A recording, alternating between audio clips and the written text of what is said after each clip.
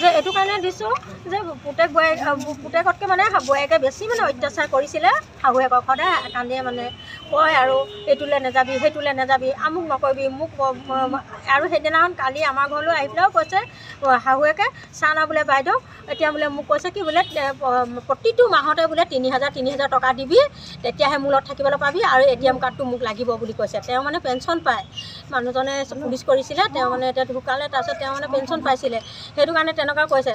আৰু তেওঁ মানে সদায় বেলেগে কৰি খালে আৰু তাৰপিছত বগাইগাঁৱলৈ গৈছিলে, বগাইগাঁৱৰ পৰাও মাতি আনিলে যে হেৰি কি কয় ইয়াত এতিয়া হাউচিং লোন দিব লাগে মা, আপোনাৰ বোলে নামত বোলে হেৰি কি কয় মাটিৰ কাগজখন আছে, সেইটোত আপুনি চহী মাৰিলেহে যে মই বোলে লোনটো পাম বুলি ক'লে। মাকক মাতি আনিলে, মাকক টিকেটো কৰি দিলে, মাক কিন্তু আহিবলৈ মন নাছিলে। মাক কিয় গৈছিলে মই সেইটোও জানো যে বোৱাৰীকে খেদাৰ কাৰণে মাকে গুচি গৈছিলে।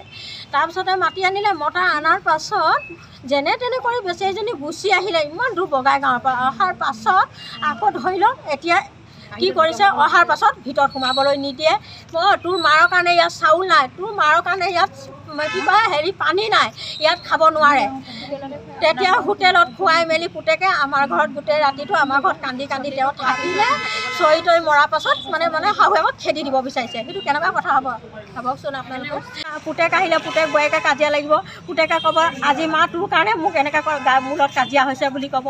তো পুতেকেতো কমচে কম মাকক নিজৰ ভৈনীয়েককতো বুজাব পাৰে না, সেইটোও বুজাব নোৱাৰে যে ইফালে মাকজনীক ইমান অত্যাচাৰ কৰি থাকে বৌয়েকে। আজি সেইটো কাৰণে এনেকুৱা উপায় ল'ব লগা হ'ল। আমি কৈছিলোঁ লতা তই কেতিয়াও তই হাৰ নেমানিবি তই তই সিহঁতৰ লগত তই এখন ঘৰৰ মুৰব্বী।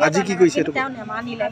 আজি কিন্তু এনেকুৱা কাম তেওঁ কিয় কাৰণে কৰিব লগা হ'ল, তেহেঁতৰ এই দুটা পুতেক বৌয়েকৰ কাৰণে আজি এইটো কাম তাই সহ্য নোহোৱাৰ কাৰণে আমি এতিয়া সেইকাৰণে তাক তদন্ত শাস্তি দিব লাগিব।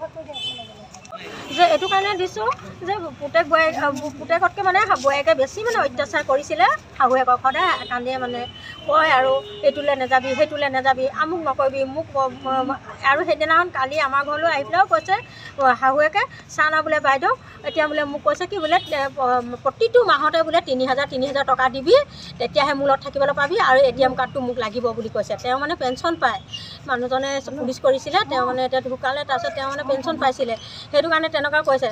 আৰু তেওঁ মানে সদায় বেলেগে কৰি খালে আৰু তাৰপিছত বগাইগাঁৱলৈ গৈছিলে, বগাইগাঁৱৰ পৰাও মাতি আনিলে যে হেৰি কি কয় ইয়াত এতিয়া হাউচিং লোন দিব লাগে মা, আপোনাৰ বোলে নামত বোলে হেৰি কি কয় মাটিৰ কাগজখন আছে, সেইটোত আপুনি চহী মাৰিলেহে যে মই বোলে লোনটো পাম বুলি ক'লে। মাকক মাতি আনিলে, মাকক টিকেটো কৰি দিলে, মাক কিন্তু আহিবলৈ মন নাছিলে। মাক কিয় গৈছিলে মই সেইটোও জানো যে বোৱাৰীকে খেদাৰ কাৰণে মাকে গুচি গৈছিলে।